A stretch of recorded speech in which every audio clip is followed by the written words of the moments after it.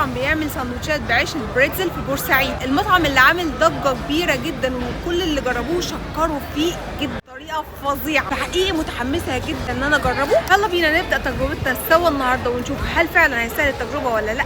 يلا بينا. مطعم بريزل من المطاعم اللي لسه فاتحه جديد في بورسعيد وعامله ضجه كبيره جدا. عنوانه مول الجراج بجوار جد عزيز امام حويد بلاك بوكس. المكان ديكوراته سيمبل جدا والمطبخ عندهم اوبن كيتشن، كل حاجه بتتحضر قدامك، وكمان عندهم ركن خاص بالشاورما وكمان ركن خاص بالكريبات. وهنا بيعملوا شو لطيف كده بيحصل قدامك وانت قاعد مستني الاوردر بتاعك. ده المنيو بتاعهم مليان افتكاسات واختراعات عجيبه وغريبه. حقيقي متحمسه ان انا اجربهم كلهم النهارده. واخيرا وصل الاوردر. الشكل كان فظيع والريحه كانت تجنن. كل واحد فينا طلب اوردر مختلف عن التاني عشان نجرب اغلب الاختراعات في المنيو ونحكم على التجربه بالكامل. اول ساندوتش معانا البيج بريزل، نفس فكره ساندوتش البيج بيج بنفس قطعه الفراخ المستطيله، بس هنا مستخدمين عيش البريتزل الخاص بيهم. يا جماعه الساندوتش تحفه، تتبيله الفريخ عالميه، العيش طعمه يجنن. الساندوتش ده بقى اختراع اسمه برجر بريسكت، شريحه برجر مع قطعه من لحم البريسكت المدخن. ساندوتش طعمه خطير. ودي شريحه البريسكت لوحدها من التدخينه كانت قويه جدا، اللحمه كانت جوسي قوي وطعمها يجنن، مع عيش البريتزل بتاعهم طعمهم يجنن. طبعا ما ينفعش تفوتنا البطاطس. ده طبق بطاطس اسمه بطاطس ستريبس. كميه البطاطس كميه كبيره، البطاطس نازله سخنه ومش شاربه زيت، والستريبس اللي مستخدمينه ستريبس فريش هم اللي عاملينه في المطبخ عندهم، مش ستريبس فروزن. فكان طعم الستريبس وتتبيلته كانت حلوه قوي مع البطاطس، بجد خطيره. الساندوتش ده بقى اكتر ساندوتش متحمسه ان انا اجربه، الشاورما المصري بتاعتنا مع عيش البريتزل. بصوا يا جماعه العيش طري طراوه فظيعه مع الشاورما المصري عندهم عاملينها طريقه تحفه. والساندوتش مليان شاورما لحمه مش شويه هنا وخضار، طعمه تحفه. وعيش البريتزل مودي الشاورما في حته تانية يا جماعه. كمان جربنا ساندوتش اسمه تشاك روست، لحم مدخن عليه راملايزد اونيون وصوص الباربيكيو، طعمه تحفه. اللحم المدخن عندهم تدخينته مميزه قوي، قويه جدا، طعم اللحم جوسي قوي، مع برضو عيش البريزل الطرير ده بيودي الساندوتشات في حته تانية. حقيقي الساندوتش فظيع بجد، اختيار موفق برضو. وبما اني من عشاق الباربيكيو فما كانش ينفع فوت طبق بطاطس تشيكن بالباربيكيو. البطاطس طبعا بتاعتهم حلوه قوي، فراخ كانت مشويه، تتبيله الفراخ المشويه كانت حلوه، حجم الفراخ حلو قوي مع صوص الباربيكيو، تركيبه كانت حلوه. الطبق ده اعتمدته من عندهم خطير، عشاق الباربيكيو هيحبوه جدا. اخر ساندوتش هنجربه الطور الكبير تشيكن بريزل دبل. بصوا يا جماعه عيش البريزل طري طراوه ما شاء الله تحفه. قطعه الفراخ حجمها كبير ومش مزيته خالص، اما طعم بقى قطعه الفراخ مع القرمشه مع تتبيله الفراخ وعيش البريزل خطيره. يا جماعه انا ادمنت ساندوتشات الفراخ من عندهم بجد. العيش طري طراوه والتتبيله والقرمشه وشويه صوص جبنه وشريحه الجبنه ده، الساندوتش خطير. لا عجبني قوي قوي. خلصنا تجربه بريزل، تجربه